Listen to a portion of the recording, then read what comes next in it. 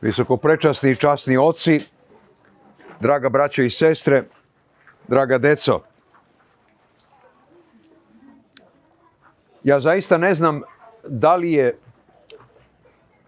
teži prvi deo ovog pitanja koje sam ja danas stavio ispred svih nas, da li je teži prvi ili drugi deo. Prvi deo je kako zasnovati, a drugi deo kako sačuvati pravoslavnu porodicu danas.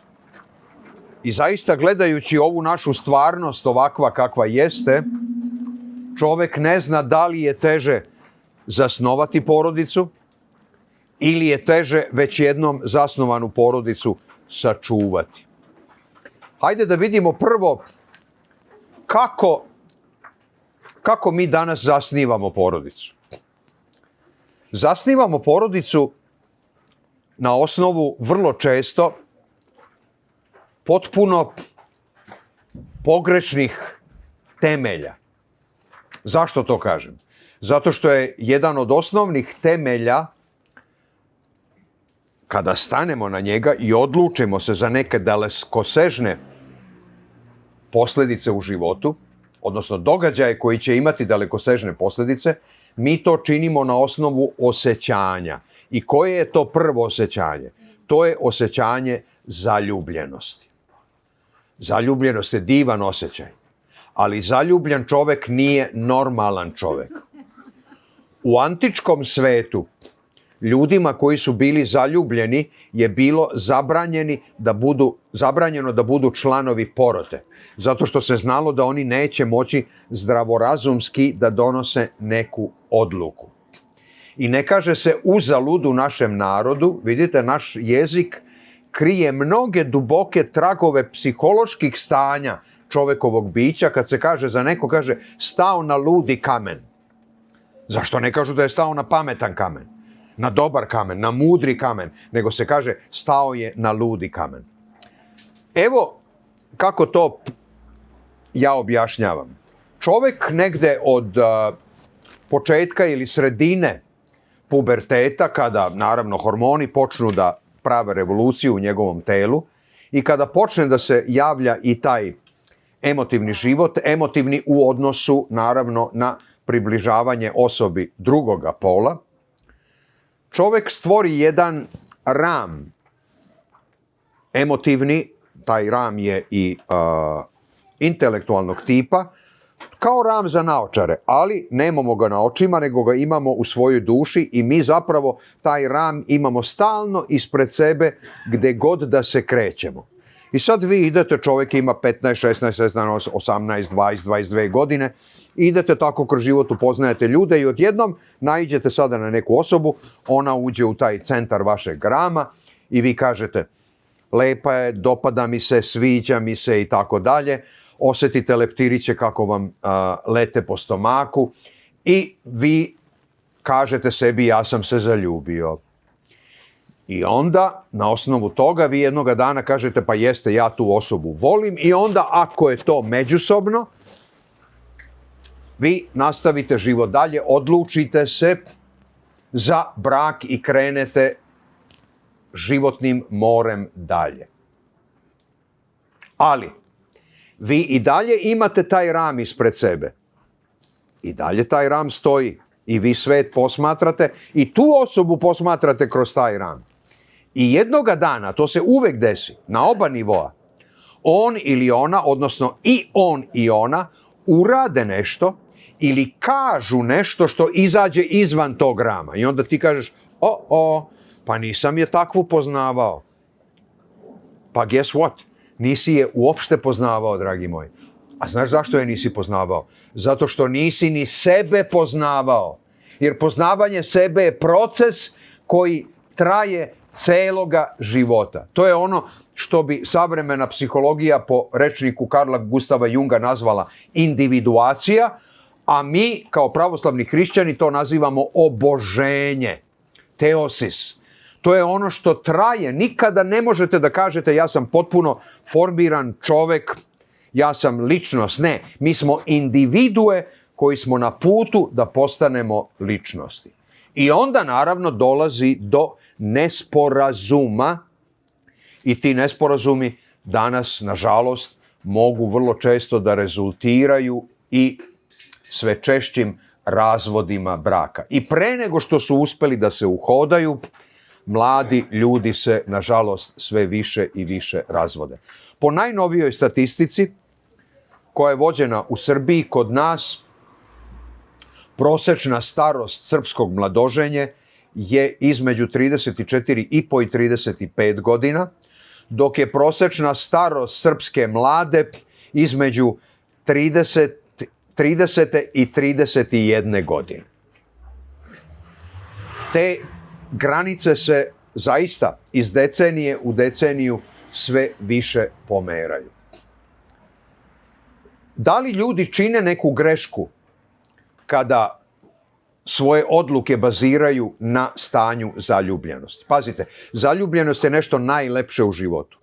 Ali, kao što rekoh, zaljubljen čovek nije normalan čovek.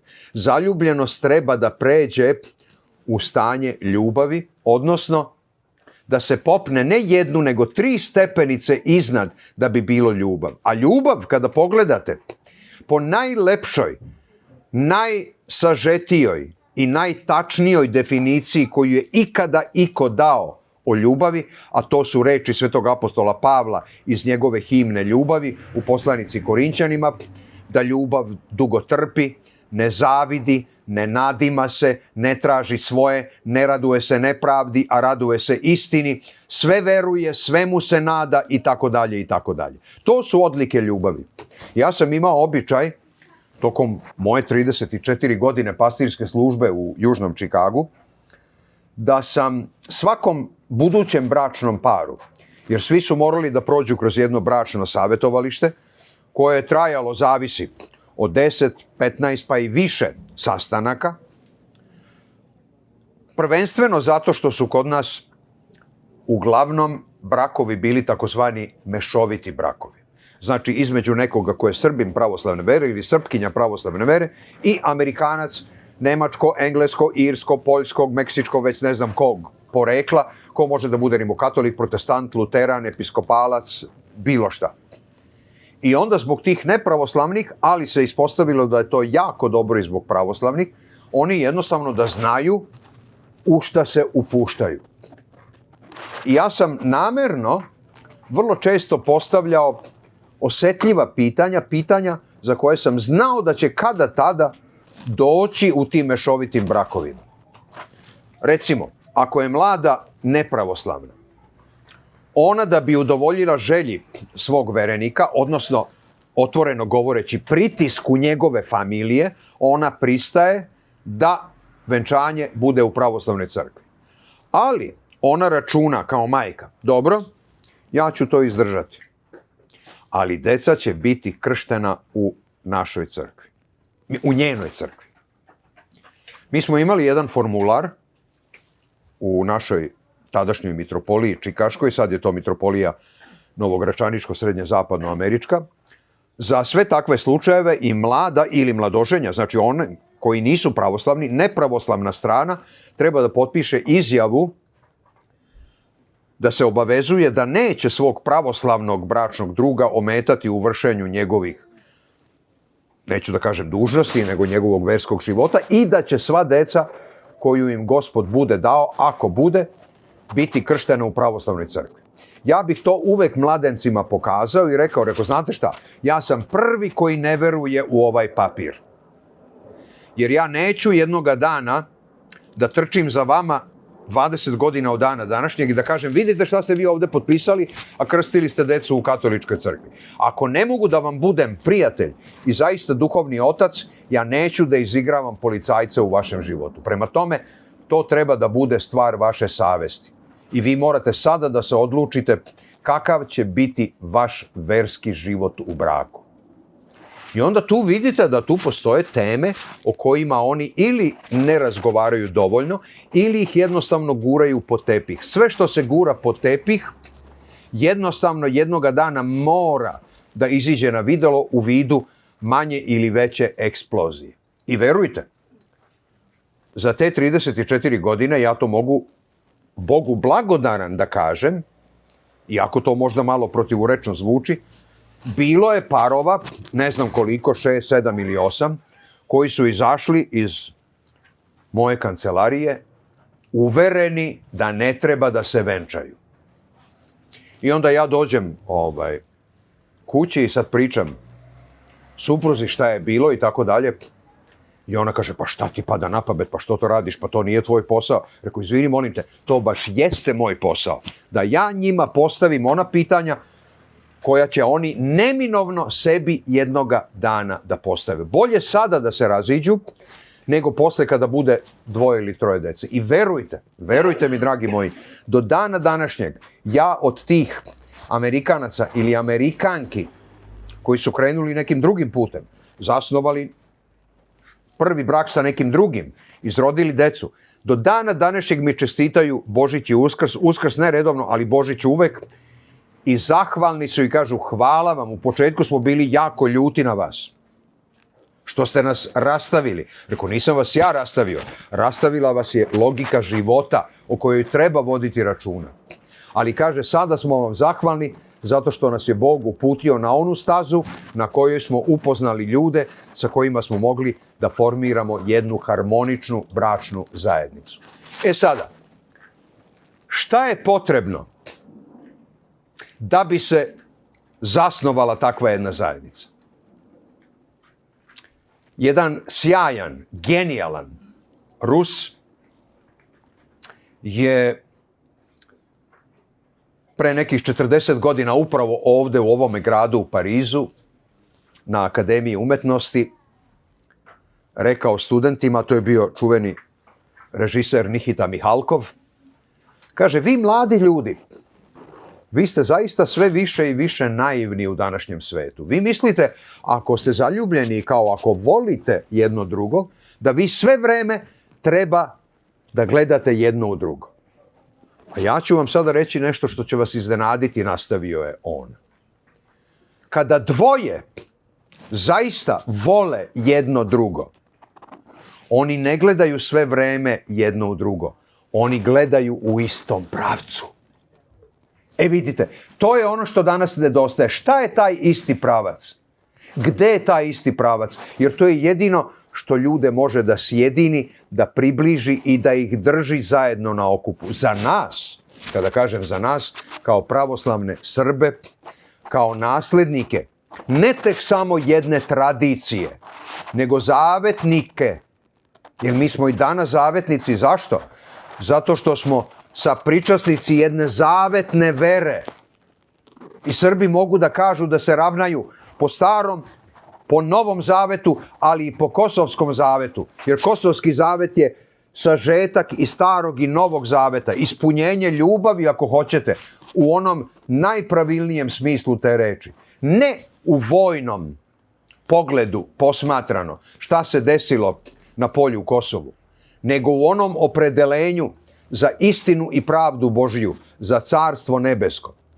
Knez Lazar i srpski junaci nisu bili nikakve kamikaze koje su ludo letele u smrt, kako to danas neko, čak i iz srpske historiografije, želi da pokaže, kako mi glorifikujemo svoje poraze. To nije poraz, to je pobeda nad pobedama. Na stranu to što čak i po turskim dokumentima, vojno gledano, jako je veliko pitanje da li je bitka na Kosovu bila ičija pobeda. Ne može biti pobeda kada su oba vladara, oba cara izginula. Prema tome i mnogi turski istoričari to smatraju kao ili nerešeno, ili čak i kažu da su Srbi, možda tako je jedno vreme mišljenje vladalo i na zapadu, u jednom momentu čak i Srbi da su bili pobednici. Naravno, postoji ona priča, to je više ovako u domenu legende, da su zvona na Notre Dameu zvonila na prve vesti o pobedi srpske vojske, kako je to bilo u početku. To bi lepo bilo da je tako, međutim, nije to baš bilo tako, znate. I izgleda da su Srbi uvek, neka mi ne bude zamereno, ali moram to da kažem, izgleda da su Srbi uvek mnogo više voleli Francuze nego što su Francuzi voleli Srbe. Zato što su nam naplatili svaku pertlu koju su dali našim vojnicima u Prvom svjetskom ratu. Svaku pertlu su naplatili. A kada su pod pretnjom ruskog cara Nikolaja morali da pošalju brodove da evakuišu srpske vojnike, znate ko je prvi ušao na brod? Prvo su ušli na taj brod Česi, pa onda žitelji Austro-Ugarske, pa tek onda na kraju Srbi. Znači ta jedna distanca uvek veoma, veoma prisutna je nažalost ostala i do dana današnjeg. Međutim, nas to ne treba da opterećuje, zato što znamo da je bilo, ima i bit će onih Francuza i onih Engleza i Amerikanaca i Nemaca i Holanđana i Danaca koji sasvim drugačije razmišljaju, a što je najinteresantnije, a to se isto dotiče vas koji živite ovde, da je sve veći broj tih zapadnjaka koji u pravoslavlju otkrivaju neokrnjeni lik Hristov.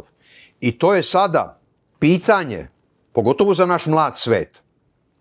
Kako to da jedan mlad Francuz, Holanđanin, Nemac, Englez, Belgijanac, Irac, bilo šta, vidi u mojoj veri, koja je moja ne tek samo tradicija, nego i moja obaveza, jer nasleđe obavezuje, dragi moji. Kako to da ja ne vidim? Kako to da ja u mojoj veri vidim samo neki skup običaja? I vrlo često mi se svodimo na to običajno versko pravo. Valja se, ne valja se. Treba, ne treba. Pazite, Hristos nigde ni na jednom mestu u Evanđelju nije rekao ja sam tradicija, ja sam običaj. Hristos je rekao ja sam put, istina i život. I čovek, da bi to osjetio, on mora da krene tim putem. On mora da prodiše tom istinom. On mora da zaživi tim životom, da bi po rečima apostola Pavla mogli da kažemo i mi živimo novim životom, jer ne živim više ja, nego živi Hristos u meni. Ako to postane okosnica buduće zajednice, ako je to srž onoga što će predstavljati temelj ljubavi, verujte, taj brak će biti blagosloven. Naravno da je jako važno da li se mi jedni drugima i ovako dopadamo. Ali je mnogo važnije koliko su nam duše lepe i da li su nam duše lepe. A mi se mnogo više trudimo oko šminkanja naših lica i našega tela i održavanja tela nego oko ulepšavanja duše. Jer, znate šta, danas ne znam kako neko lep, zgodan, savršen da izgleda. Za 20-30 godina, kada dođu, a dolaze, ne uvek, ali vrlo često, dolaze bolesti, dolaze problemi, dolazi 20-30 kila više ili manje, telo se ne prepozna. Da li to znači da je to sada druga osoba? Ne.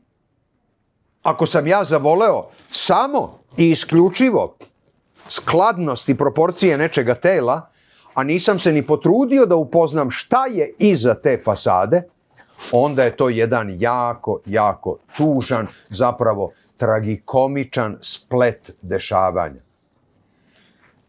Naš uvaženi i psihijatar, i psihoterapeut, i psiholog, ne manje i antropolog, ali i književnik, akademik Vladeta Jerotić, često nas je upozoravao da u muško-ženskim odnosima mora da postoje, ne mora, ali trebalo bi da postoje barem 3 od ona 4 elementa podudarnosti, ako ne istovetnosti.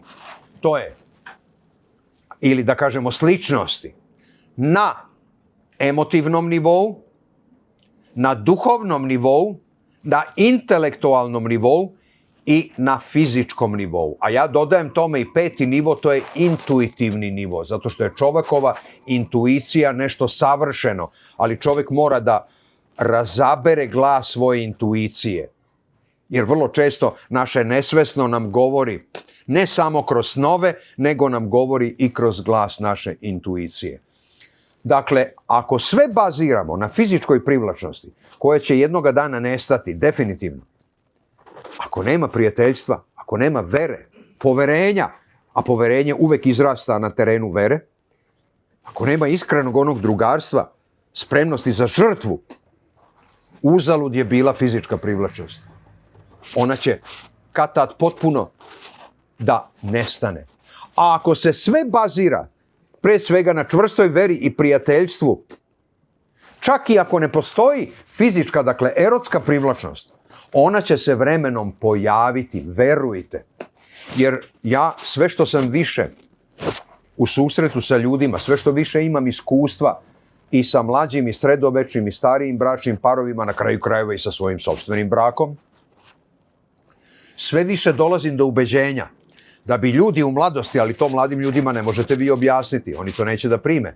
Najbolje bi bilo, ne najpametnije, najbolje, kada bi se ljudi ženili najboljim drugaricama i udavali za najbolje drugovi. I naravno, prva reakcija vam je, kad kažete tako nešto, kaže, pa ne mogu ja da spavam s mojim najboljim drugom. A možeš da spavaš, neću da kažem s makar kim, s nekim koji te je zaveo zato što kosu tera na ovu ili na onu stranu, zato što ima ovakvu ili onakvu tetovažu, o tetovažama posebno, ili zato što se nosi ovako ili onako, to možeš. Ne trudeći se da upoznaš tu osobu sa kojom treba pre svega da podeliš dva najdragocenija dara. I to je ono o čemu ne razmišljamo. Ulazeći u svetu tajnu braka, mi sebe otvaramo Gospodu za dve najuzvišenije tajne. To su tajna ljubavi i tajna roditeljstva. Nije svaki brak blagosloven roditeljstvom. Jer cilj braka nisu deca. Cilj braka je spasenje bračnika. Imate jako mnogo vrlo funkcionalnih, vrlo harmoničnih bračnih zajednica bez dece. Gospod zna zašto tim ljudima nije podario decu. I imate žive primere disfunkcionalnosti sa 5, 6, 7 dece. Ali Gospod i to čini sa dopuštenjem. Zašto? Zato što možda upravo deca iz tih brakova će te negativne primere svoga detinjstva uzeti kao opomenu za budućnost i sebi reći: ako ja jednoga dana budem imao dete ili decu, ja neću dozvoliti da moje dete ili moja deca gledaju i slušaju ono što sam ja u detinjstvu morao da gledam i da slušam. Znači, Gospod sve uvek može da okrene na dobro. Zašto? Zato što Gospod uvek deluje pedagoški. Nama se čini da je on neki strogi policajac koji samo gleda i čeka kad će nas uhvatiti u nekom prestupu da nas udari pendrekom. Ne! Gospod je lekar, Gospod je svemilostivi otac. Pa pazite, ima Sveti Vasilije Veliki u pismu jednom svom duhovnom čadu. Sveti Vasilije Veliki koji je bio vrlo strog u pravilima, u kanonima, ali izuzetno blag i pun razumevanja u pojedinačnim odnosima. I tako on svojoj jednoj duhovnoj kćeri, koja mu se ispovede i kaže kako je pala i tako dalje, i nema smelosti da se vrati ocu, on kaže: kćeri moja, razmisli samo, koje dete majka najbliže privija na svoje grudi? Pa ono koje je najprljavije, da ne kažemo srpski, ono koje se uneredilo. Pa ona ga briše, pa pere, pa posipa puderom, pa ga miluje, pa ga... Što je dete prljavije bilo, majka ga čvršće privija. Pa tako i Bog postupa sa nama. Ti mu samo priđi i on će te uzeti na svoje grudi, staviti na svoja pleća, jer ne kaže uzalud Hristos da je veća radost na nebu za jednog grešnika koji se kaje, nego li za 99 pravednika koji nemaju potrebu za pokajanjem. Dakle, ukoliko je ljubav pre svega utemeljena u veri, mi onda dolazimo do nečega što predstavlja jedan veliki izazov, ali do nečega što je u stvari najtačnija definicija tih toliko obezvređenih reči: danas ja te volim. To danas može svako svakome da kaže. Ali za nas pravoslavne, i ako ništa ne zapamtite, samo ako ovo zapamtite, vaš dolazak je vredeo. Za nas pravoslavne, reći nekome volim te, to znači ti nikada nećeš umreti. Pazite, to znači to, ti nikada nećeš umreti. Jer mi smo deo kulture života. Kulture života zato što je ta kultura zasnovana na veri u vaskrsenje. Vaskrsenje nije tek samo verovanje i nadanje, to je činjenica koja se proteže evo već 20 i malo više vekova. Znači, vera dokazana. Šta mislite? Šta je predstavljalo ovih 40 dana od Vaskrsa pa do Spasov dana? To je bio najdragoceniji dar koji je Hristos mogao da podari svojim učenicima. Jer šta čitamo u Evanđelju i u apostolima? Šta je Hristos činio? On se javljao 40 dana svojim učenicima, čineći šta? Učeći ih o carstvu Božijem. Znači, tumačeći im sve ono što nije rekao kroz svoje priče, kroz propovedi i kroz ostala tumačenja božanskih istina. Ako se dvoje, dakle, ujedinje na tom temelju, verujte, nema tog problema, nema tog izazova, nema tog iskušenja koji će moći da naruši taj brak. Ali, ako ste vi samo zaneti oblinom nečijeg tela, nečijih nogu, nečijih grudi, pa se to izgleda pre svega jako smešno. Koliko god da je opravdano, jer ne zaboravimo, čovek je isto i homo aestheticus. On je homo faber, on je homo ludens, on je homo religiosus, ali je i homo aestheticus. Međutim, postoji nešto za nas mnogo važnije nego što je spoljašnja estetika, a to je unutarnji sklad. Unutarnji sklad koji se postiže harmonijom između uma i srca. Zato je najdragoceniji blagoslov otaca i blagoslov u drevnosti naše crkve bio kada nekome kažu blago tebi ako ti u srcu počiva. To onda znači nema više šizofrenije. Hoće jedno, srce traži drugo. Ili, što bi čuveni Blaise Pascal rekao, srce ima svoje razloge koje razum ne poznaje.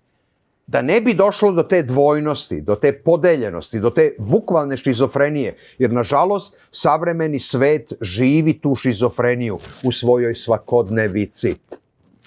Znači, ako je Gospod pre svega ne tek samo prvi i glavni gost u kući budućih supružnika, nego ako je Hristos domaćin svakog doma, mi ćemo onda imati živo iskustvo šta znači reči apostola Pavla da mi ovde nemamo postojanog grada. Naš grad je na nebesima. A mi se uporno, dragi moji, uporno, i vi ovde u Francuskoj, i mi u Americi, i oni u Australiji, i oni u Engleskoj, i na Novom Zelandu, svuda, u Švajcarskoj, Švedskoj, svi se trudimo oko nekog boljeg života da sazidamo kuće tamo negde, kuće u kojima nikad niko živeti neće. Kuće koje su nam mladost odnele, koje su nam snagu odnele, koje su nam pare odnele i odnele vreme koje nismo poklonili svojoj deci, nego smo poklonili ciglama i malteru.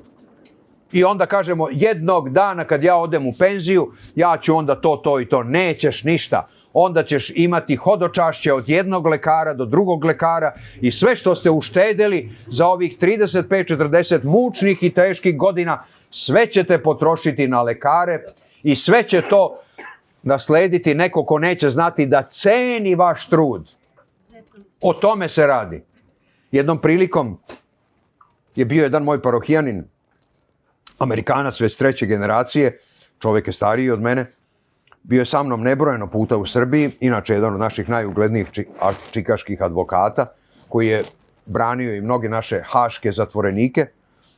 Bio je u Srbiji i onda sam ga ja odveo u jedno selo između Novog Sada i Bačke Palanke, gde je tada živeo moj brat od tetke, on je bio agronom u tom mestu. I priča sada, eto tako to se desilo, taj moj brat od tetke, kako je on sa jednom delegacijom poljoprivrednika Vojvodine, u ime izvršnog veća Vojvodine, išli su u Pariz na neki poljoprivredni događaj, da li je bio sajam ili konferencija, da bi prikazali neko novo zrno kukuruza, neku novu sortu kukuruza. I sad onako nehotice ovaj moj Amerikanac, Bob, pita, a koliko je vas išlo?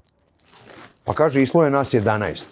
I on sad onako po američkom humoru, ali spontano, pita, a izvinite, molim vas, zašto je vas 11 išlo zbog jednog zrna kukuruza? I sad okrene se priča na drugu stranu i pošto je to bilo neko proleće I sad priča moj brato tetke gde nameravaju njegova deca da idu preko leta i šta da rade. I sad kad je rekao i moje sina i ćerku, on pita sad ovog gosta, Amerikanca, kaže, a on ima 4 dece. Kaže, a šta će vaša deca da rade preko leta? Pa kaže, moja deca svakog leta rade, upravo to što ste i pitali, oni rade. Oni ne idu na more, ne idu na planine, ne idu na jezera, oni rade. Evo, sin će recimo da radi, zato što sebi hoće da priušti jedan novi kompjuter, a ćerka hoće da radi, da zaradi, da ne znam šta. A sad ovaj nije mogao da kaže, izvinite, molim vas, ali ja ne mogu da vas ne pitam, vi ste američki advokat, pretpostavljam da ne zarađujete malo. Zar vaša deca moraju da rade da bi kupila sebi, ne znam, kompjuter ili novi bicikl ili već šta? Kaže, imam ja dovoljno para da im kupim svakom po 10 kompjutera, ne radi se o tome. Ali ja hoću da ih naučim kako da cene rezultat svoga rada. Jer jedino će tako znati da vrednuju rezultat moga rada. E vidite, mi pripremajući se za formiranje porodice, imamo u sebi onu osnovnu matricu, a to je primer braka naših roditelja. I to je zato jako, jako velika i ozbiljna stvar i odgovorna stvar za roditelje. Roditelji, vodite računa kako se ophodite jedni prema drugima, jer vaša deca čak od najmanjih onih životnih dana, od najranijeg doba, upijaju sve. Deca ne shvataju sve svojim razumom. Znači, nisu kognitivno u stanju da shvate, ali deca osjećaju negativnu energiju. Roditelji ne moraju da se svađaju, ne moraju da viču jedni na druge. Da ne pominjem nešto teže u obliku agresije. Dovoljno je samo da ćute. Onako mučnom tišinom, da ćute. To nije ni tišina, to je ćutanje. Tišina je plemenita stvar. Tihovanju se treba učiti. A ćutanje je nešto sasvim drugo. Deca osete tu negativnu energiju kroz ćutanje.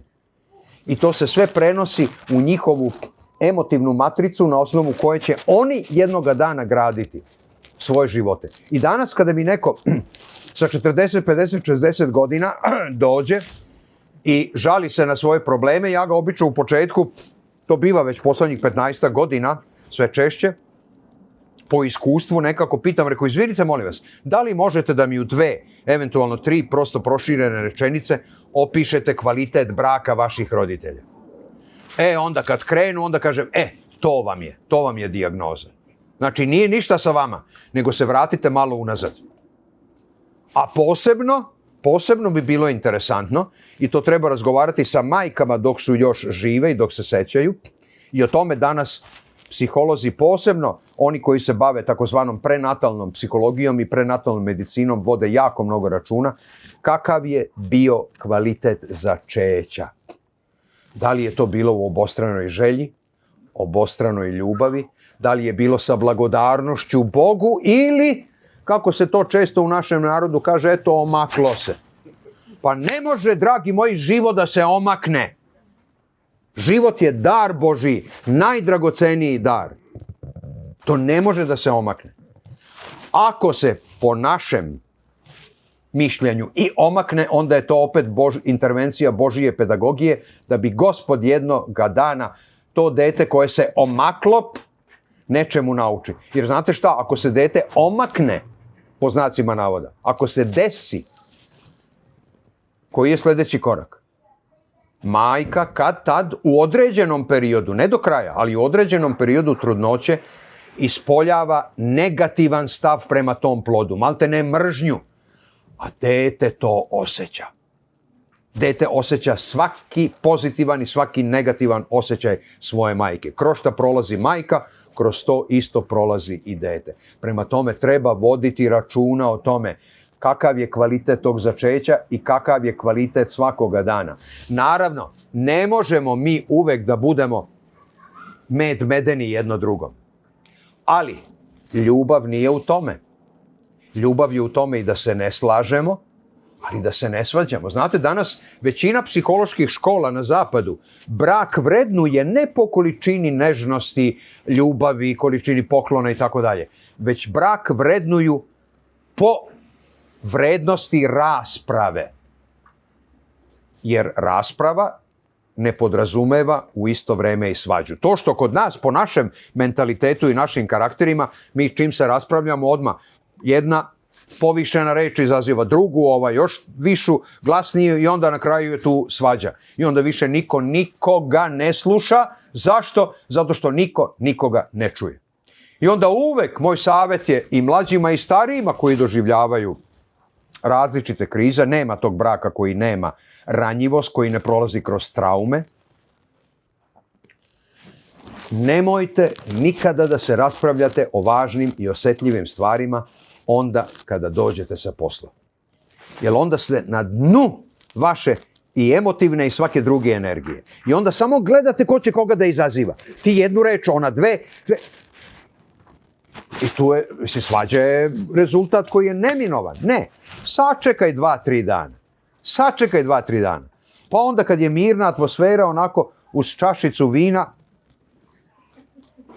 ovo je by the way voda, nije vino, onda kaži, ljubavi, šta je bilo ono oko čega smo se onako mogli posvađati ono veče, nije. I onda se ispostavi da to u stvari najobičnija jedna glupost, sitnica, a iako nije glupost, ono jeste sitnica, ali u svakom slučaju nije nešto što je vredno toga da vi namrgođeni odete u krevet. I onda postoji jedna vrlo pogrešna pretpostavka, govorimo ovde otvoreno, pred hramom, posle svete liturgije moramo otvoreno govoriti, kaže, pa krevet sve leči. Kad se muž i žena približe, to sve leči. Ne leči. To samo produbljuje problem. Lekovitost je onda kada dvoje prilaze jedno drugome u potpunoj otvorenosti. Čak i u otvorenosti neslaganja. Ali bez ikakvog zlopamćenja, bez ikakvih negativnih, ružnih misli i osjećanja. Dakle, sad smo došli do novog pitanja, ako je prvo pitanje kako zasnovati porodicu, a drugo, kome sad idemo u susret, kako sačuvati, ajde da vidimo šta je onda brak koji je osnova porodice. Vi ste verovatno primetili da u terminologiji pravoslavne crkve, naših bogosluženja, svetih tajni, ne postoji sveta tajna porodice. Postoji samo sveta tajna braka. Da li to znači da porodica nije sveta? Daleko od toga. Sveta porodica je i tekako pozvana na svetost, ali svetost porodice proističe iz svetosti braka. Što je brak svetiji, funkcionalniji, harmoničniji, time će i porodica da cveta sve više, da bude harmoničnija, dinamičnija i sa mnogo više blagoslova. Čuveni Nil Malahov, jedan iz generacije onih sjajnih Rusa koji su svoje utočište našli u Srbiji, posebno u Sremskim Karlovcima, gdje je bilo i sedište Ruske zagranične crkve. I zahvaljujući pre svega ljubavi, ogromnoj ljubavi kralja Aleksandra, ali ne manji patrijarha Varnave, koji je bio ruski đak, pa su otvorili srpska vrata, pre svega vrata srpskih srca, da bezbrojni Rusi, a tu je bila i duhovna i kulturna i umetnička elita ruskog naroda, mnogi od njih su bili profesori stare karlovačke bogoslovije. I Nil Malahov, koji je predavao etiku, on bi obično na prvom času, to je bilo u 3. razredu, pitao svoje učenike, no maljčiki, što je to brak? A oni sad svi, po definicijama koje su već naučili tokom prethodne 2 godine, gospodine profesore, brak je zajednica, seđis.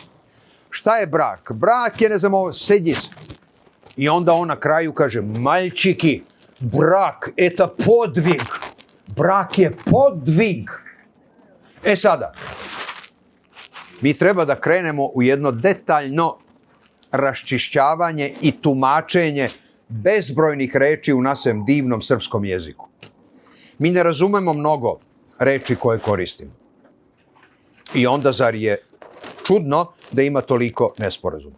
Podvig. Nije podvig uzeti vreću cementa i popesti se sada na krov. To je teško. To treba umeti. Treba imati mišiće. Podvig od stare slovenske reči dvig. Dignuti se. Ustati. Odakle ustati? ustati iz sebe, prevazići svoje sebeljublje, nadići svoj ego i prići drugoj osobi. I u tome se sastoji i nalazi sreća. Sreća nije neka nirvana. Jao što sam srećan. Ne. Sreća je od sretenije, od sretja. Susret dve osobe koje su u stanju da prevaziđu svoje sebeljublje i samoljublje i da se približe jedna drugoj. To je sreća. Nigde u crkvenim knjigama nećete naći na reč sreću ili vrlo retko. Naći ćete na radost. Radost je nešto sasvim drugo. Radost je stanje duše. Radost je ona reč kojom je Arhangel Gavrilo pozdravio presvetu Bogorodicu. Raduj se. Sa rečima o radosti su anđeli pozdravili vitlejemske pastire. Evo javljamo vam radost veliku koja će biti svemu svetu da vam se u Vitlejemu rodio Hristos spas.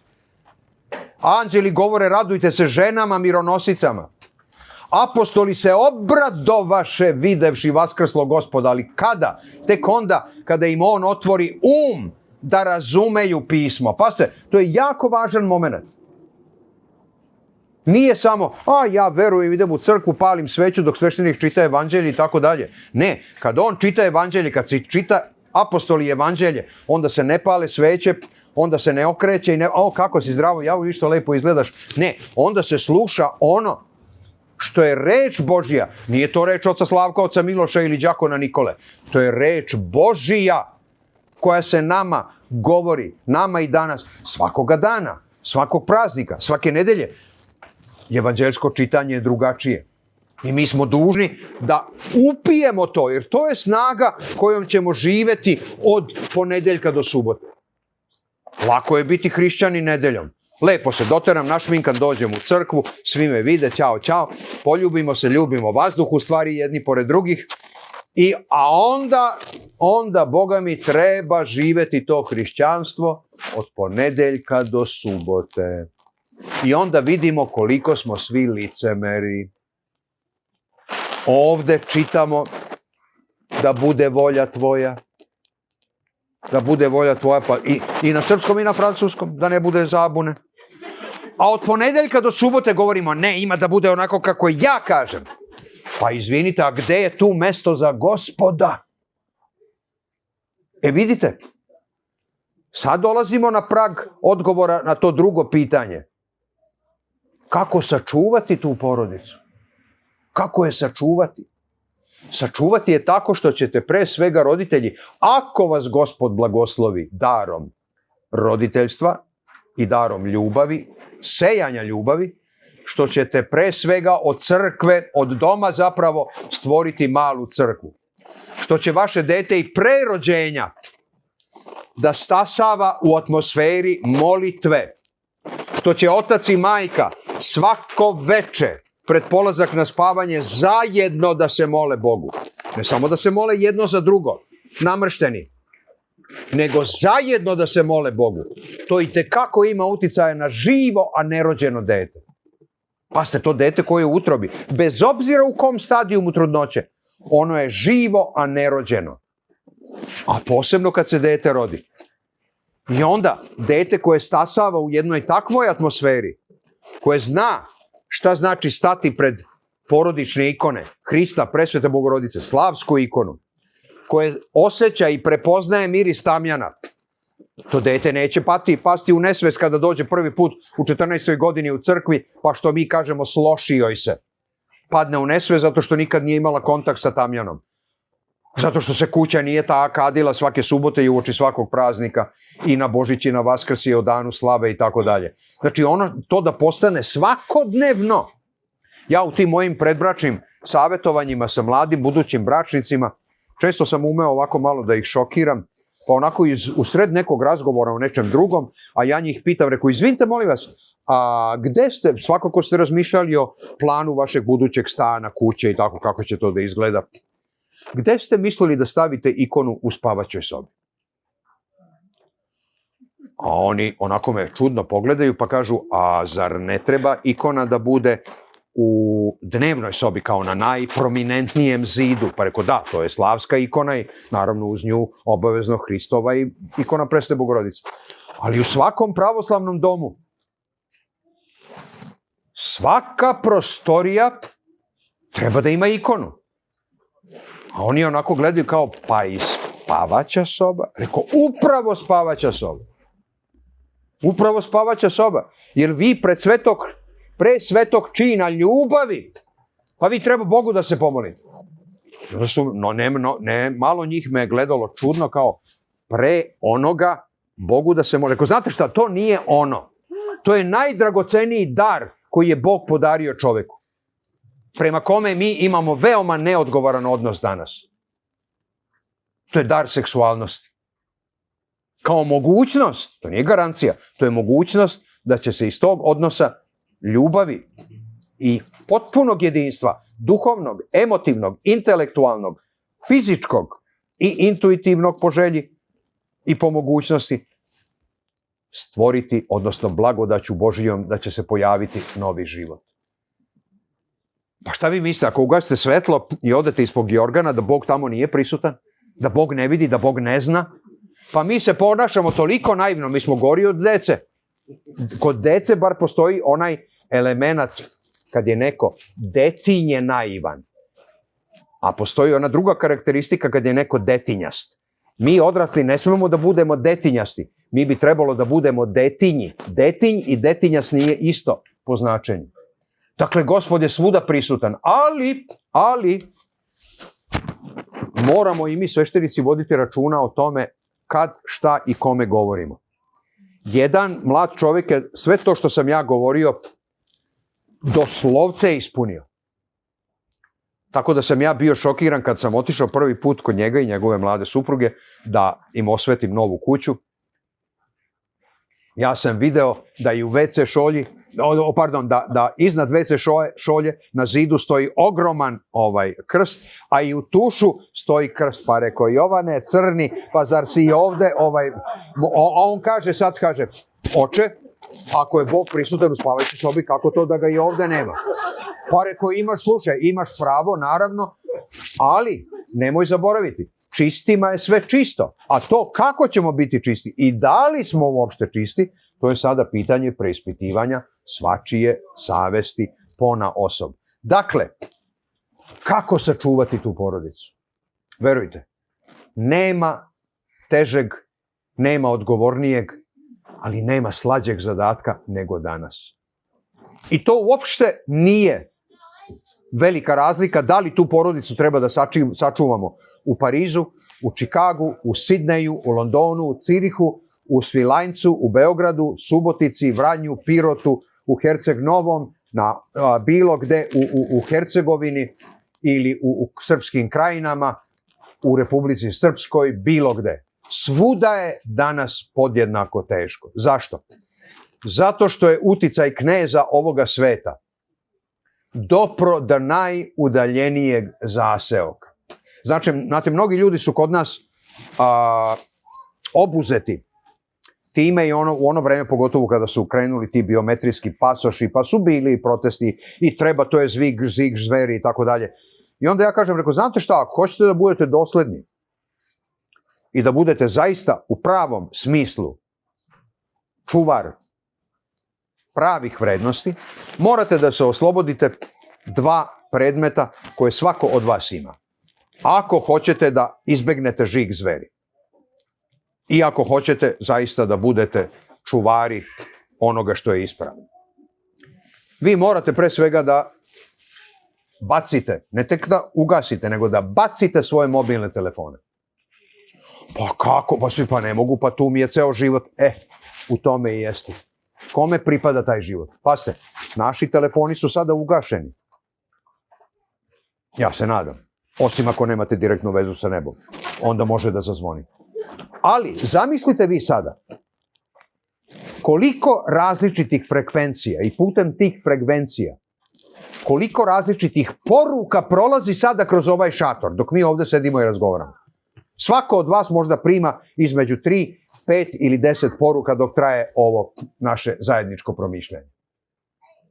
Tu ima poruka od prijatelja, od vama dragih ljudi, ali tu ima reklama koje su vrhunski primjer gluposti i oličenje prefinjenog zla, zaodevenog u reklamu.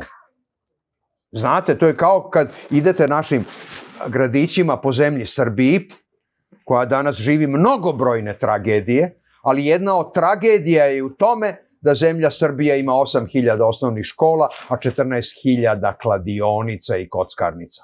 Pa nešto s tom pričom definitivno nije u redu. I onda vidite, lepa srpska reč, billboard, jel? Pano na sred autoputa ili po našim gradovima kaže, život je igra. I onda tamo, ovde dođi na ovaj. Ja imam jednu koleginicu, sjajan psiholog. Ona i njene 2 koleginice imaju ordinaciju u Novom Sadu za iscelenje, za lečenje zapravo zavisnika od igara na sreću. I ta ordinacija se zove Život nije igra. Život nije igra, dragi moji, život je dar. Gospod je hteo da ovaj život bude jedan veličanstveni ples ljubavi. A mi smo ga zloupotrebom slobode. A Bog ne može tome da stane protiv toga, jer to je najdragoceniji dar koji nam je dao, slobodu. Mi smo slobodu zloupotrebili i od slobodne volje dali glas našoj samovolji. I Gospod to dopušta, čak u toj meri da možemo da kažemo, Gospode, ne trebaš mi čak ni ti. Mogu da živim bez tebi. I Bog kaže, hoćete tako? Voila, evo imate sada svet kakav imate. Imate ono što pre 30-40 godina nije moglo da se zamisli, što je bilo pre 50 godina zvanično u svim udžbenicima psihijatrije okarakterisano kao bolest, pa je onda postalo dozvoljeno, tolerisano prvo, pa onda dozvoljeno, pa onda zakonski moguće, sada je poželjno. Ja se plašim da je sljedeća stepenica da će to biti obavezno. Znate, znači to je jedan od prvih izazova. Pazite, u sve uvažavanje svačije slobode nije pitanje kako ste vi seksualno usmereni. Osnovno pitanje je da li i kako vi kontrolišete vaš seksualni nagon. Ma kakvo vaše usmerenje bilo. To je osnovno pitanje. Prema tome, ljudi koji imaju taj blagoslov heteroseksualnog opredeljenja itekako treba da vode računa o tome. To je dar. Ne samo zbog rađanja, pre svega zbog približavanja, zbog sjedinjavanja bračnika, zbog upotpunjavanja ljubavi, a ne samo kao grubo neko fizičko pražnjenje, eto da bi bilo lakše. Koliko puta danas, i to se dešava i u našim brakovima, o tome treba otvoreno govoriti, koliko puta je prisila prisutna u intimnim odnosima. Zato što jednostavno, ajde, neću da se raspravljam s njim, i žena istrpi. Pa znate šta? Ja odavno govorim o tome. U svakom našem selu, u svakoj našoj varošici, u svakom našem gradu bi trebalo podići spomenik srpskoj ženi, srpskoj majci i srpskoj baki. Da nije bilo njih, nas kao naroda ne bi postojalo. Šta je srpska žena morala da pretrpi sve u prošlosti? To samo one znaju i Bog zna. A one su nam sačuvale veru, one su nam sačuvale jezik, one su nam sačuvale običaje, one su nam sačuvale zdravu pamet. Naše majke i bake, kojih se, nažalost, vrlo, vrlo često i stidimo, a nekada ih se ne setimo, pa ne stignemo ni na sahranu da im odemo, pa ne mogu, ko će sad kupovati tolike karte i ko će putovati iz Australije tamo negde u Svrljig na sahranu ili u Šabac ili u Vršac i tako dalje. Bez obzira, na 3 Marsa da si otišao, otac i majka su samo jedno. I bez obzira kakav god da su vam primjer ostavili, vaša je dužnost da ih volite, jer aktuelnost Božje zapovesti poštuj oca i majku svoju se proteže i na ovaj, ali i na život večni. Posebno je osetljivo pitanje kako vi koji živite na ovim prostorima, koji radite možda neki od vas i 2 posla ili 2,5 posla, koji toliko vremena provodite u saobraćaju, bez obzira da li u kolima ili u metrou, u autobusu, jednom rečju, jako ste malo kod kuće. I onda to vremena što provedete kod kuće, žene ne znaju šta pre da urade, jer žena je i zaposlena, žena mora da bude i supruga, žena mora da bude majka, žena je i medicinska sestra, ona je i pravi savjetnik, ona je i psiholog, ona je i psihoterapeut, ona je sve. I onda, naravno da je lako reći detetu, ajde sedi tu, i onda dete uz tablet, mobilni telefon, kompjuter, dete se zabavlja. A mi kao roditelji sebi ne postavljamo osnovno pitanje. Osnovno pitanje glasi: da li mi kao roditelji znamo ko puni umove, duše i srca naše dece dok tako mirno i pažljivo sede i upijaju sve to što im se daje sa tih raznih kutija? Sve to kutija. I mobilni telefon, i tablet, i kompjuter, i televizor, sve to kutija. Od tolike izloženosti kutijama, dragi moji, i mi sami postajemo kutijasti. Postajemo kutijasti. I onda odjednom dođu roditelji i kažu: ja, oče, pa ne znam, ovo moje dete ima 17 godina, to kao da nije naš sin ili naša ćerka. Pa nije vaš sin i vaša ćerka. To je dete onih elemenata koji su ga podizali u ono vreme kada vi niste imali vremena za njega i rekli ste: idi sine, zabavljaj se, pritisni neko dugme. I vi ste onda imali svojih 10 minuta, pola sata, sat i tako dalje. Znate, jedna vrsta lekara među nama danas je posebno, rekao bih, odgovorna, neću da kažem kriva, ali odgovorna zašto ne dižu svoj glas do onih maksimuma decibela. A to bi trebalo da budu neurofiziolozi. Da govore o onome što se naziva neuroplasticitet mozga. A to je način kako mozak upija određene sadržaje. Što je čovek mlađi i što je duže izložen dejstvu određenih sadržaja, putem društvenih mreža, interneta i tako dalje, ti se sadržaji dublje urezuju i dublje ostaju. Ako mi znamo da deca, nažalost, po širim evropskim statistikama provode između 3,5 i 7 sati dnevno uz neku kutiju, onda ne treba da nas čudi preterana količina agresivnosti, sve manja moć koncentracije i udubljivanja u nešto. Tako da verujte, ovo što su uradile nedavno Švedska i Norveška pred iduću ovu sad novu školsku godinu koja treba da počne u septembru, to je fenomenalna stvar. Zabranili su upotrebu u svim školama, na fakultetima, u srednjim školama, kompjutere, tablete i mobilne telefone. Ne, vraćanje na papir i olovku. Na papir i olovku.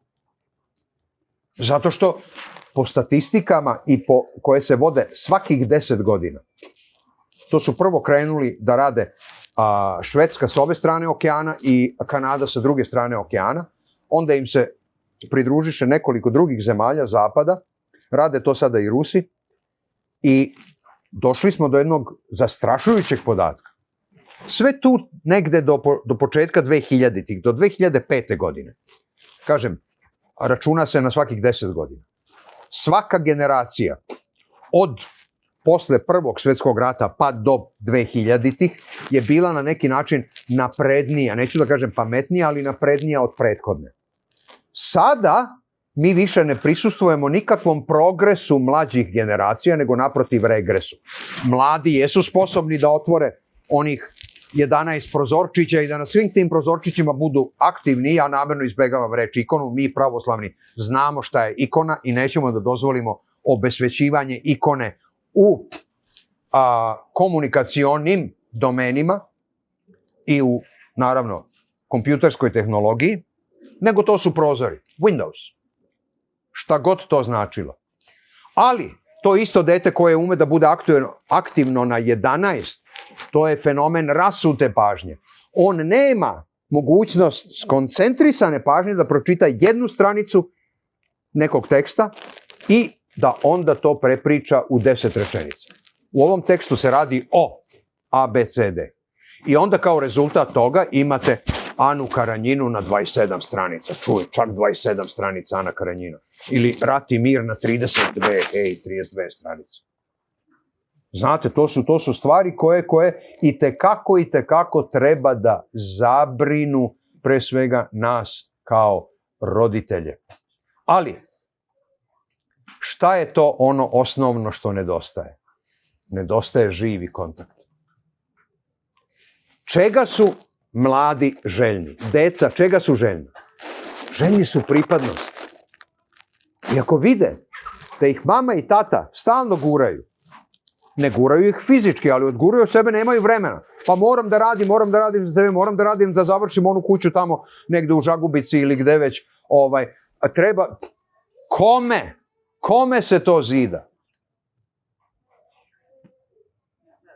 Grobnica uzaludnim faraonima, opomena 20. i 21. veka o pogrešnim ulaganjima na pogrešnu stranu, u pogrešno vreme, na još pogrešnijem mestu, umesto da smo ulagali u ono što je jedino potrebno, a to su odnosi žive duše sa živim dušama. Ima li preče potrebe nego se posvetiti deci svoju? I naravno, ja razumem odgovornost roditelja. Mi smo, evo i otac Slavko i ja i otac Nikola, naš mlađi brat u Hristu, mi smo krivi za sve to o čemu ja govorim, mnogo više nego vi. Jer ja sam svestan da sam ja pokušavajući da rešim probleme u drugim porodicama, možda vrlo često stvarao problem u sopstvenoj porodici. Na svu sreću, kad je moj sin imao 4 godine, on je meni tada nešto rekao što je meni bio ne hladan tu, što je bio onako udarac iz prede i pozadi, koji me je onako baš otreznio. Prosto iz nevezanog, ja pitam našeg sina, rekao, Marko, šta bi ti hteo da budeš jednog dana kad porasteš? A on je imao svoju verziju, pošto je on svoje 3,5 godine sa mnom bio uvek u oltaru, on je uvek govorio, oče, pre podne će biti sveštenik, posle podne će biti vatrogasac, a uveče će biti rock pevač. Ali ja ga pitam tada, jednog dana onako, očekujući taj odgovor, rekao, Marko, šta ćeš ti biti kada porasteš? On kaže, pa nisam odlučio, ali bit ću ili mrtav ili bolestan. Rekao, molim? Kaže, bit ću ili mrtav ili bolestan, ne znajući do kraja šta znači ni jedan ni drugi pojam zaista. Pa rekao, zašto? Pa kaže, ti samo njima ideš. I pazite, to je bilo vreme pre mobilnih telefona. Kad je bila aktivna telefonska sekretarica stalno uključena, stalno stižu poruke. Ili od moje sekretarice iz kancelarije, fizičke osobe, ili iz različitih bolnica. Svaka bolnica u ono vreme, pa i sada, je imala svoj pastoralni departman i onda čim je neko naš, tamo obavezno stoji pripadnost kojoj crkvi pripadate i da li želite da obavestimo vašeg sveštenika. To se popunjava u formularu čim ulazite u bolnicu ili vi ili član vaše familije koji vas doprati. I Marko samo čuje te poruke. St. Margaret Hospital, we have your parishioner so and so in the room 421. Ili, ne znam, St. Luke Hospital ili Chicago University Hospital is calling you. Ili kad zove pogrebni zavod, umro je taj i taj. Ono što je lepo, što je dobro, dogovori za krštenja, za venčanja, to se dešava u ličnim razgovorima. To nikad ne stiže na telefonsku sekretaricu. I moj Marko je bio, sebi stvorio sliku da ja poklanjam pažnju samo bolesnima i umrlima. Pa onda u njegovom detinjem mozgu se stvorila ideja, ako ja budem, znači ili mrtav ili bolestan, onda će tata i meni pokloniti pažnju. I onda sam ja rekao, Bože, hvala ti, Gospod zaista progovara kroz našu decu. I nemojte nikada gurati decu od sebe kad nešto kažu, a mi mislimo, priča bez veze. Deca nikad ne govore bez veze. Za našom decom treba ići sa notesom i olovkom. Beležiti te bisere, jer to su stvarno biseri što deca ispoljavaju iz sebe. Elem, velika odgovornost čuvanja. Mi, koliko god da smo rešeni da sačuvamo porodicu, koliko god da imamo snage ili mislimo da imamo snage, koliko god čak da imamo vremena koje ćemo odvojiti za porodicu, Mi sami to ne možemo da učinimo. Ako Gospod ne učini, uzalud se trudiše oni koji zidaju grad. Znate, kada je jedna majka došla čuvenom starcu, tako reći našem savremeniku, svetom Porfiriju Kapsokalivitu, znamenitom, ne samo grčkom, nego sve pravoslavnom duhovniku, i govorila o problemima sa svojom ćerkom, on je rekao, znate šta, sestro moja, nemojte vašoj ćerci mnogo govoriti o Bogu, ali Bogu mnogo govorite o vašem detetu. Drugim rečima, molite se za vaše dete. Dakle, ako ih Bog ne sačuva, mi ih nećemo sačuvati. Mi moramo da postavimo zdrav temelj. Zdrav temelj koji se postavlja do 4. godine. Preko 4. godine sve je samo nadogradnja. To je onda punjenje informacijama. Ali osnova karaktera se formira do 4. godine. Neki psiholozi čak kažu i do 3. godine. I nije uzalud onaj sveštenik rekao, kaže, daj mi dete prvih 6 godina da bude pod mojim uticajem, posle ga vodite gde god hoćete, izlažite bilo kakvim uticajima, to dete će uvek ostati ono što je bilo u početku. Ono može da ide raznim krivudavim linijama, ali će ono uvek ostati što je bilo prvobitno. Ali, za to pitanje, kako sačuvati porodicu, mi treba pre svega sebe da upitamo ono osnovno pitanje, a to pitanje boli jako. Da li mi uopšte znamo zašto smo ovdje? Mislimo da smo zbog boljeg života, zbog kuća, zbog automobila. Pa ono što nam se čini da imamo, pa nemamo mi, imaju banke, mi imamo samo kredite. Mi smo ovde jer nas je Gospod sve rasejao po svetu. Da bi preko nas, ovako nikakvih, jadnih, nedostojnih, raširio slatko pravoslavlje. Nismo mi idealni, ali vera u kojoj se spasavamo jeste. I to je ono što predstavlja našu snagu. Šta mislite koliko je zapadnjaka prešlo u pravoslavlje na prostorima Zapadne Evrope, Amerike, Kanade, Australije? Nebrojeno mnogo. Evo ja kada sam bio pre 1.5 godina u Australiji, u svim našim većim gradovima, i Sydney, Wollongong, Melbourne, Canberra, gde sam još Bože bio, u mnogim mestima, u svakom tom gradu, u svakoj našoj parohijskoj zajednici, ja sam imao susret sa 20, 30, 40 ili više Australijanaca koji nemaju nikakve veze sa srpskim poreklom, koji se pripremaju kroz jedan vrlo delotvorno i pametno osmišljen katihumenat, pripremaju se za svetu tajnu krštenja. I to su sve ljudi od srednjih 20 do srednjih 40 godina. I ja sam im se obraćao, razgovarao sa njima, održao kratka, tako prigodna predavanja, i oni su, zaista, to je bilo za vreme posta, svuda u svakom mestu. I naši sveštenici su to jako ozbiljno shvatili, pripremali te ljude.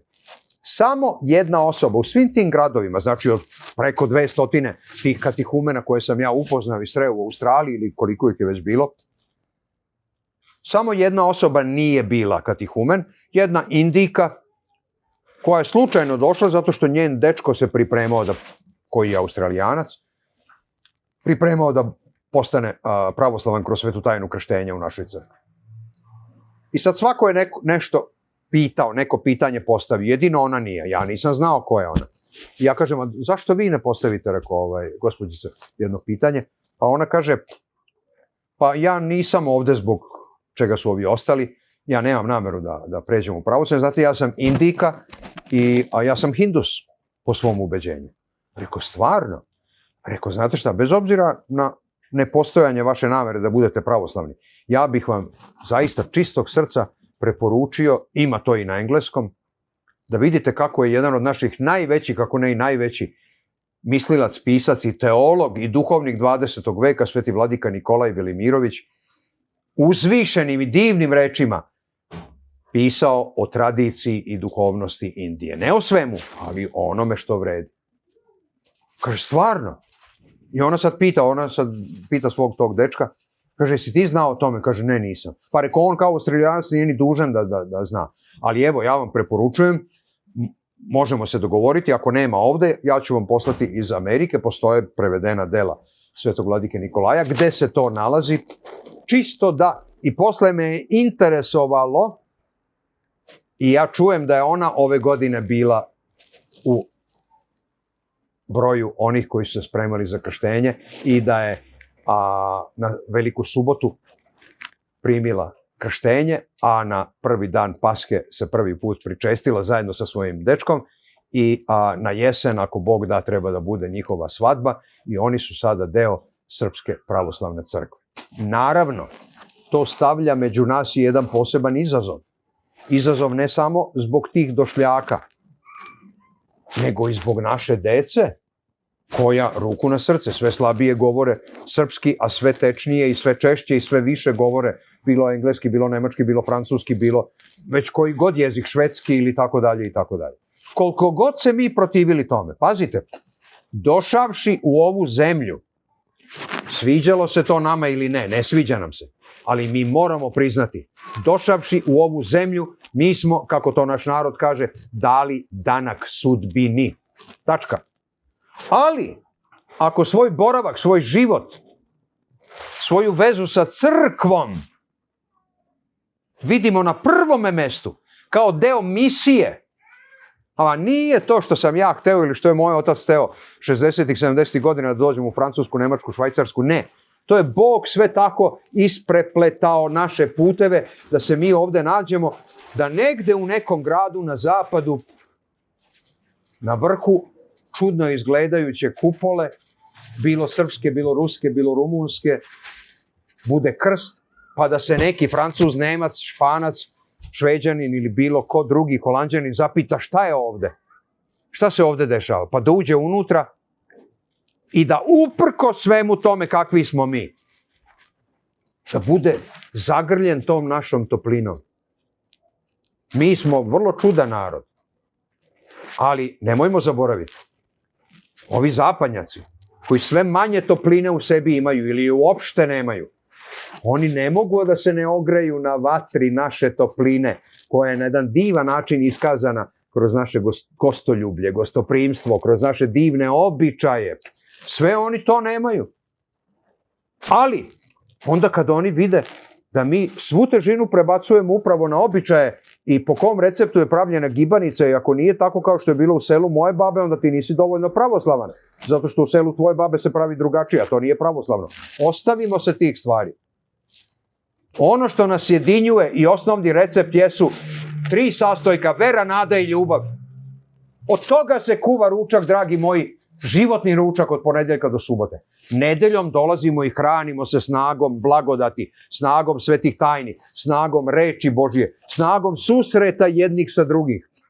Jer ko zna koliko se puta u toku sedmice i da li se uopšte viđamo. I ono što napomenu smo malo pre, ne treba izostaviti, naprotiv trebalo bi pojačati čak i kada deca počnu da rastu, a to je zajednička molitva. Ne prisiljavati decu, ne prisiljavati decu, ali reci sad, ovo je vreme molitve.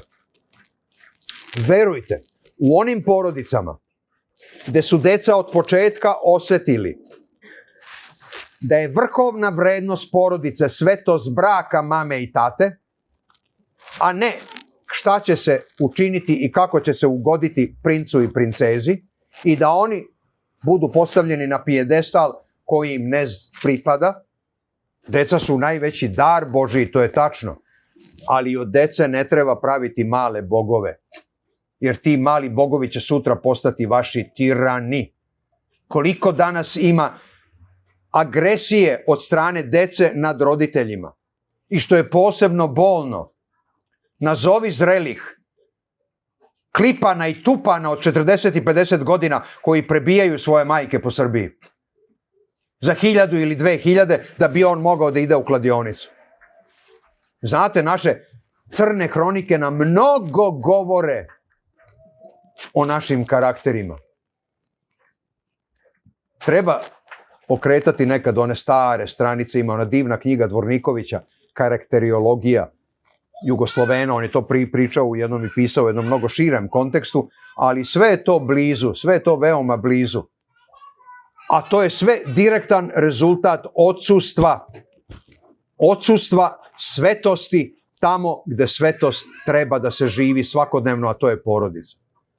Znate, sada, s obzirom na ova dešavanja, kako se to kaže, na Bliskom istoku, mnogi ljudi koji su još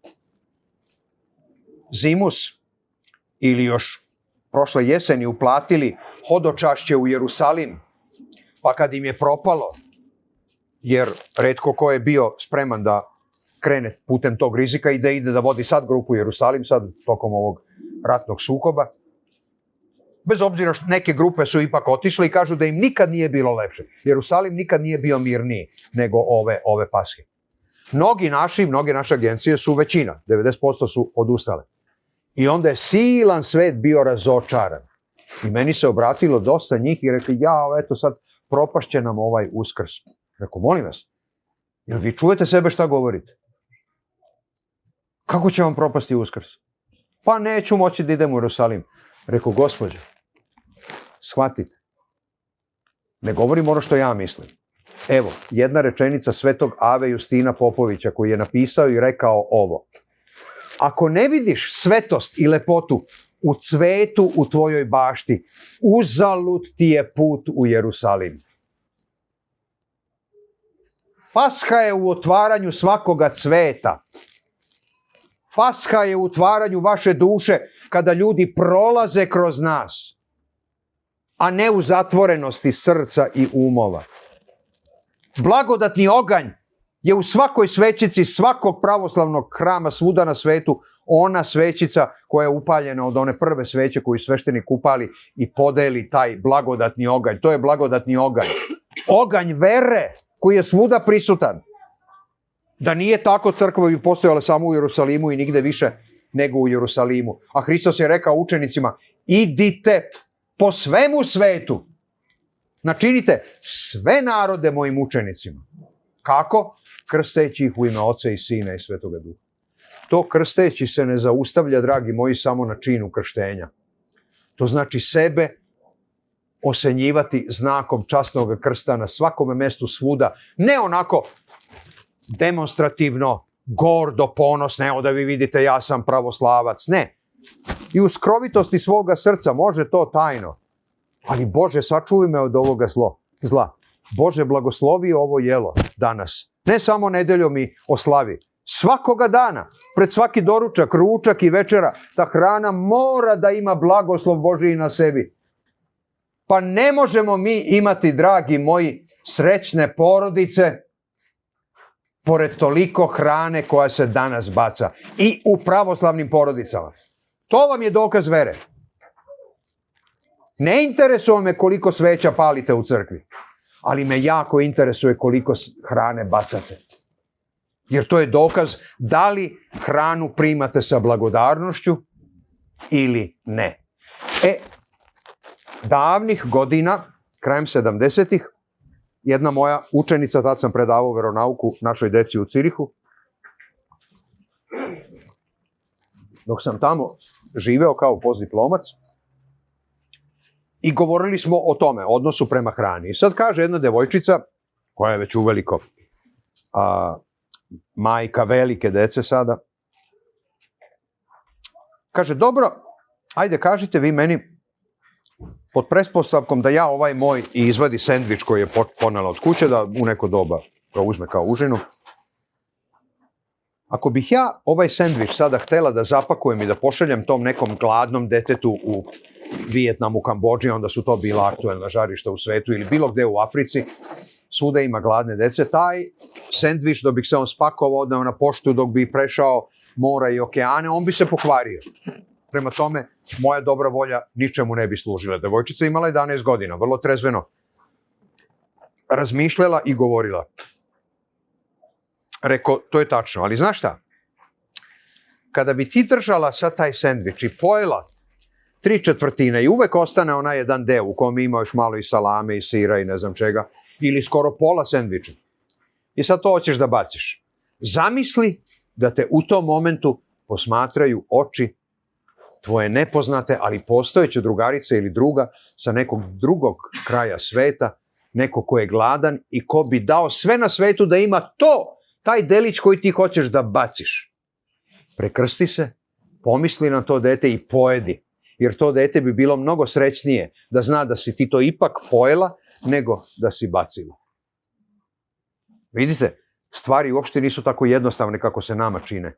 I počinju zapravo od vrlo jednostavnih stvari, jer kroz tu jednostavnost nam se otkriva veličanstvenost Božijeg sveta. Današnja deca ne razmišljaju kako je to doći do litre mleka i do vekne hleba.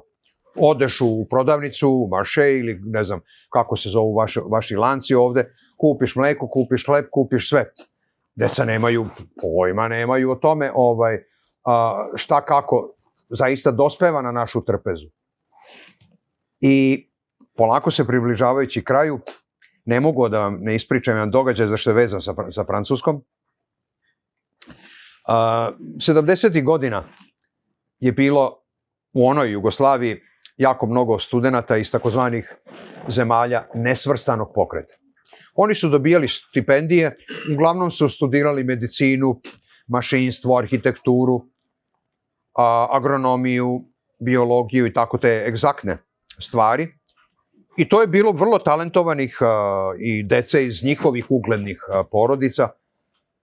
I desilo se da se jedan student medicine iz Zaira, crnac, zaljubio u jednu našu devojku koja je bila iz jednog sela tu u okolini Novog Sada. Studirali su zajedno, završili zajedno i kada je ćerka rekla ocu i majci, ili što bi kod nas u Bačkoj rekli babi i materi, kad je rekla za koga hoće da se uda, revolucija. Ne popušta ona, ne popušta tata. Do te mere da se otac nje odrekao.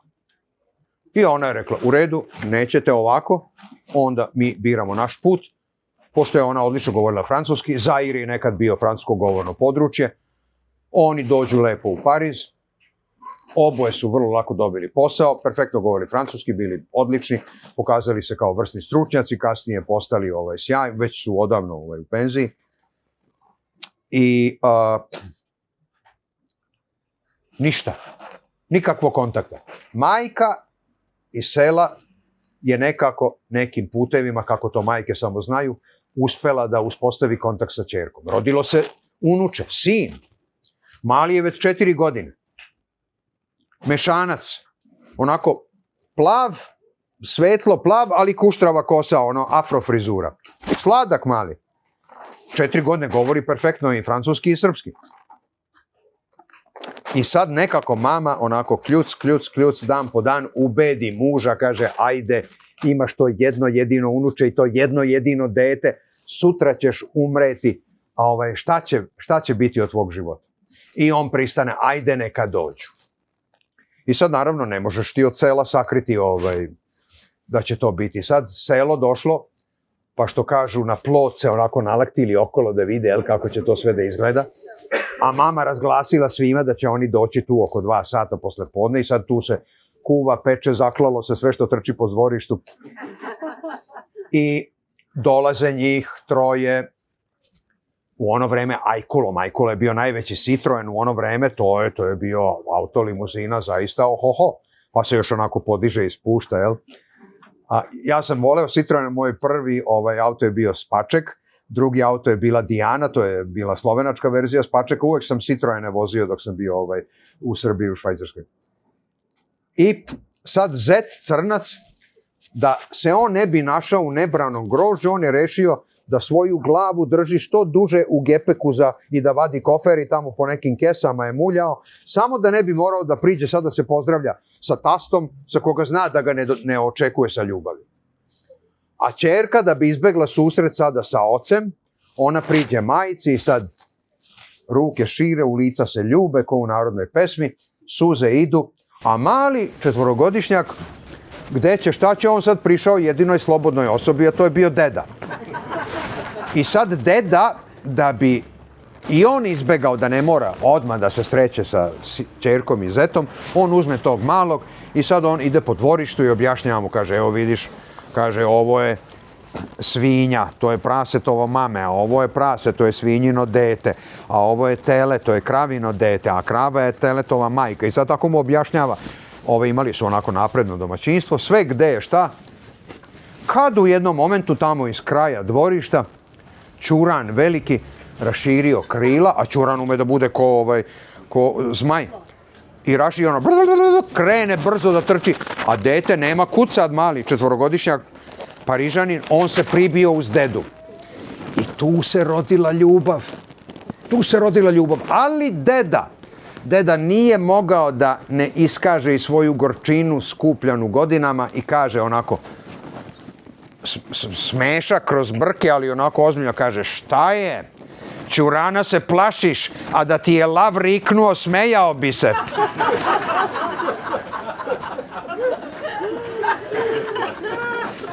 Elem, ne brinu mene, dragi moji, lavovi koje možda neko od ovih tamnoputih ovdje i ima. Mene brinu lavovi koje na nas puštaju podanici ove prividno uglađene zapadne subkulture, koja sve više postaje kultura smrti, negacije života i opovrgavanja svega onoga na čemu su stasavale generacije i generacije naših predaka. I zbog toga, svestan da nisam odgovorio ni delimično na vašu radoznalost, ani na postavljena pitanja, a iskreno nije mi to bila ni namera. Ja sam samo hteo da stavim pred vas što više materijala za razmišljanje. Bilo kako bilo, vidimo da su pred nama veliki i ogromni izazovi.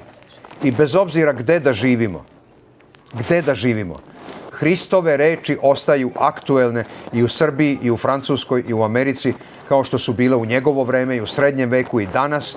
I za 100 godina, ako sveta bude postojalo, vi niste od sveta, nego vas ja izabrah od sveta. Kada biste bili od sveta, svet bi svoje ljubio. A kako niste od sveta, zato vas mrzi svet. Te reči, dragi moji, treba uvek imati na umu i uvek se truditi da budemo Hristovi, a nikada da potpadamo pod kriterijume, pod merila i pod standarde ovoga sveta. Hvala vam na pažnji i ljubavi.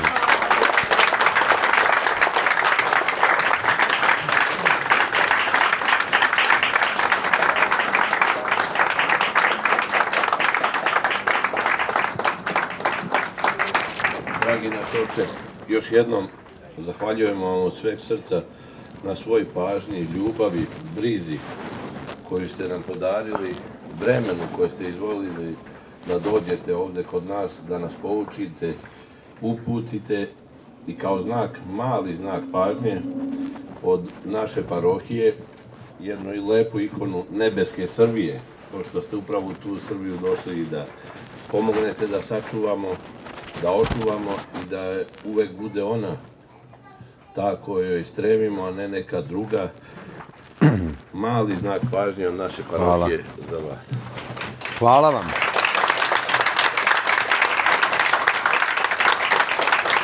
Hvala oče Slavko, hvala draga braćo i sestre.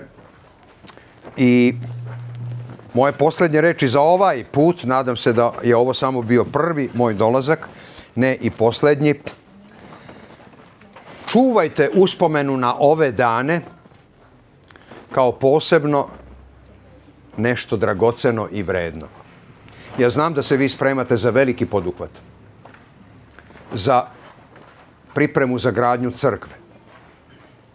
Ali shvatite, nećete vi biti ti koji će graditi hram, nego će hram graditi vas. Vi ste sada kao bogoizabrani narod dok je bio u pustinji. I jednoga dana ćete se sa setom, i to radosnom setom, sećati ovih bogosluženja u ovoj kapeli, koja nekima možda jeste mala i nedovoljno prostrana, ali u nju staje čitavo carstvo nebesko. Jer svaki put, na svakom prostoru, kada se kaže blagosloveno carstvo Oca i Sina i Svetoga Duha, a to je početak svete liturgije, otvaraju se novi prostori i neslućene dimenzije o kojima ovaj svet ništa ne zna. Tome se učimo ovde. Prema tome, ovde skupljajte snagu kako da sačuvate sebe, kako da sačuvate decu svoju, kako da sačuvate svoje brakove i svoje porodice. Hvala vam još jednom od srca.